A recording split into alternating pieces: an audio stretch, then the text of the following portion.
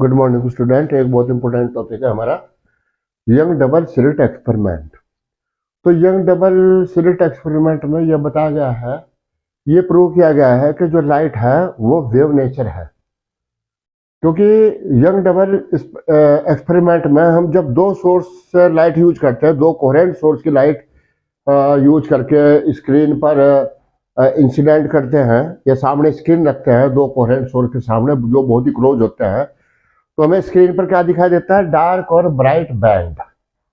अब डार्क और bright band के फॉर्मेशन होना यह प्रूव करता है कि डार्क बैंड या ब्राइट बैंड, डार्क बैंड क्यों प्रोड्यूस होगा? दो लाइट वेव एक दूसरे की इंटेंसिटी को जीरो कर देंगी तो डार्क बैंड प्रोड्यूस होगा। दो लाइट वेव एक दूसरे की इंटेंसिटी को इंक्रीज कर देंगी सेम फेज में। अगर दो लाइट वेव सेम फेज में आपका मीट करेंगी स्क्रीन पर तो वहां पर इंटेंसिटी मैक्सिमम हो जाएगी, और अगर अपोजिट फेज में मीट करेंगी तो इंटेंसिटी क्या हो जाएगी? मिनिमम। तो ये तो वेव का ही प्रॉपर्टी है ना, जो कि यह वेव के प्रिंसिपल ऑफ सुपरपोजिशन की बेस पर है। वेव की प्रॉपर्टी है कि दो लाइट वेव अगर सेम फेज में मीट करेंगे तो इंटेंसिटी मैक्सिमम, अगर दो लाइट वेव अपोजिट फेज में मीट करेंगे तो इंटेंसिटी मैक्सिमम हो जाएगी।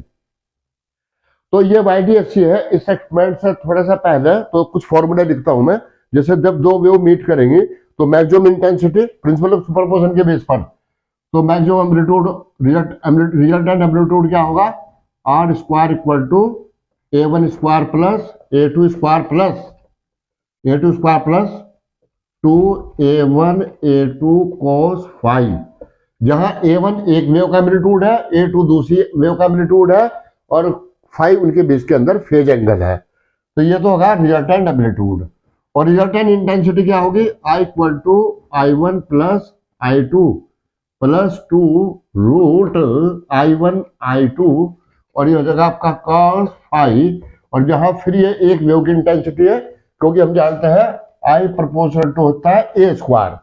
तो अगर दो सोर्स है, दो कोहेरेंट सोर्स है, तो वो किसी पॉइंट से उनसे चलने वाली वेव मीट करती है फेज एंगल फाई में, तो इंटेंसिटी एम्पलीट्यूड ये होगा और इंटेंसिटी होगी। अब इसे हमें यह भी पता है कि cos फाई अगर फेज एंगल 0, 2 पाई 4 पाई हो, that is wave same phase में मीट करती हो, तो R होगा। तो R मैक्स कितना हो सकता है?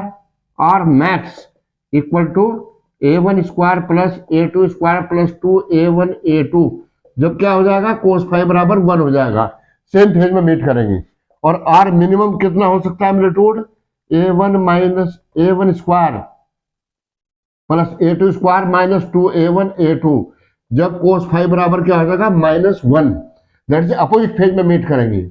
और ये cos फाई की वैल्यू +1 कब होगी? जब वेव सेम फेज में मीट करेंगे और उनके बीच में फेज एंगल होगा 0, 2 पाई 4 पाई एटसेट्रा। और अपोजिट फेज में जो फेज एंगल होगा 5 इक्वल टू पाई 3 पाई और 5 पाई एंड सो ऑन। ऐसे इंटेंसिटी। तो मैक्स इंटेंसिटी कितनी प्रोड्यूस कर सकते हैं दो वेव? तो होगा I बराबर I1 I max, maximum intensity I max equal to I1 plus I2 plus 2 under root I1 I2 cos phi. जब फाई बराबर क्या होगा? वही बात है, मैक्सिमम इंटेंसिटी ये होगा जब cos फाई बराबर होगा 1। और इसी टाइप से मिनिमम इंटेंसिटी कितनी प्रोड्यूस कर सकते हैं दो wave? I minimum I1 plus I2 minus 2 under root I1 I2, जब cos फाई बराबर होगा -1। तो इस टाइप से मैक्सिमम मिनिमम इंटेंसिटी। अब YDFC इसी पर बेस है। वहां पर दो कोहेरेंट सोर्स बनाए जाते हैं, और दो कोहेरेंट सोर्स से जो लाइट आएगी उसको we allow to fall on a screen. तो जैसे हमारा ये है YDFC, तो ये फार्मूला है। हाँ, एक और इंपॉर्टेंट पॉइंट इसके अंदर यह है कि मान लो सपोज करो एक सोर्स है हमारे पास S1 और एक सोर्स है हमारे पास S2। ये S1 इससे भी वेव चल रही, और ये देखो S2।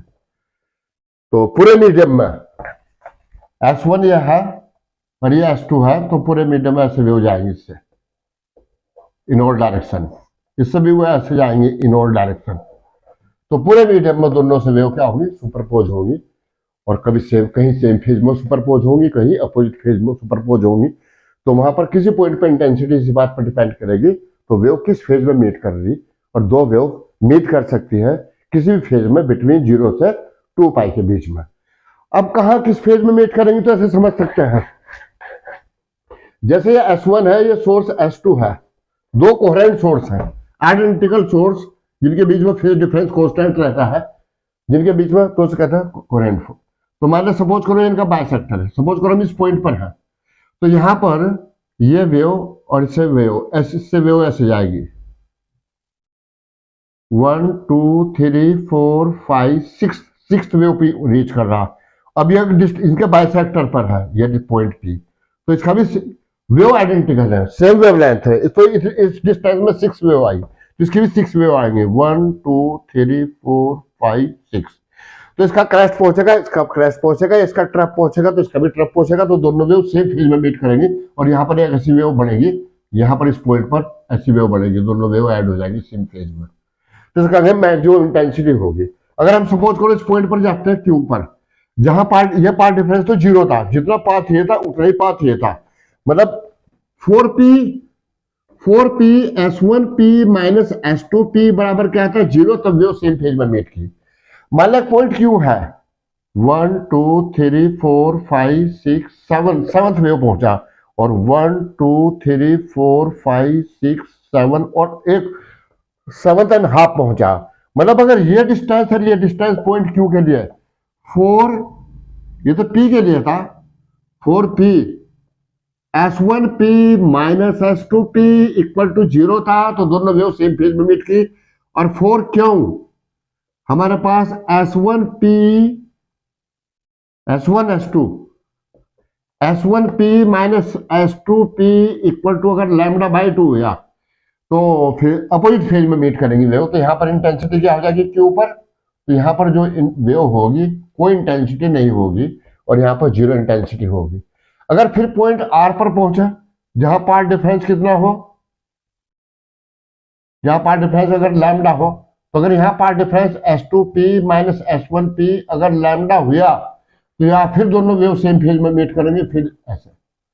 मतलब एक फॉर्मूला है हमारे पास, delta phi phase difference path difference पर डिपेंड करता है, होगा 2 pi upon lambda into delta x. मतलब अगर दो वेव किसी पॉइंट पर रीच करती है तो किस फेज में मीट करेंगी वे, सेम फेज में, अपोजिट फेज में, तो डिपेंड करता है पार्ट डिफरेंस पर। अगर पार्ट डिफरेंस डेल्टा एक्स हो तो कोरस्पॉन्डिंग फेज डिफरेंस होगा डेल्टा फाई बराबर 2 pi upon lambda into delta x.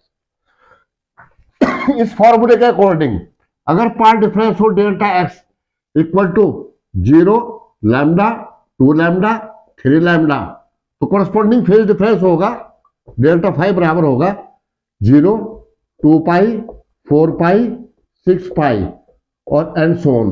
और इसके कारण जो सेम फेज में वेव मीट करेंगे तो ये होगा, इसका मतलब सेम फेज में मीट करेंगी वेव।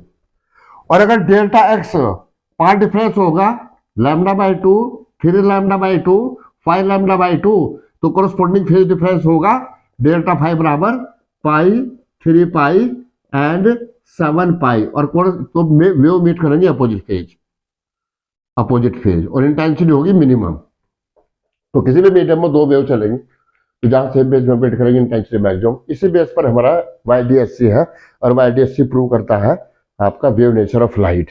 जैसे उसके अंदर YDSC के अंदर है आपका ये, यहां पर दो सोर्स है, दो स्लिट बनाई गई है, एक स्लिट है आपका S1, एक स्लिट है S2, मान लें के बीच का सेपरेशन है D, और एक सोर्स ये है, एक स्लिट ये है, इसी स्लिट ये सोर्स S है ये सोर्स है S। तो एक ही सोर्स से आने वाले, ये कोई लाइट का सोर्स है S, तो इससे से वेव जाएगी लाइट, और यहां पर दो सोर्स बन जाएंगे। तो एक ही सोर्स को दो पार्ट में डिवाइड कर लिया तो दोनों सोर्स होंगे कोहेरेंट सोर्स। अब सामने होगा स्क्रीन, ये एक्सपेरिमेंट है। यहाँ एक सोर्स को दो सोर्स में डिवाइड किया तो दोनों सोर्स बन जाएंगे कोहेरेंट, जो फेज में इसके चेंज होगा वही फेज में इसके चेंज होगा, तो फेज डिफरेंस इनके बीच में लगातार कांस्टेंट रहेगा।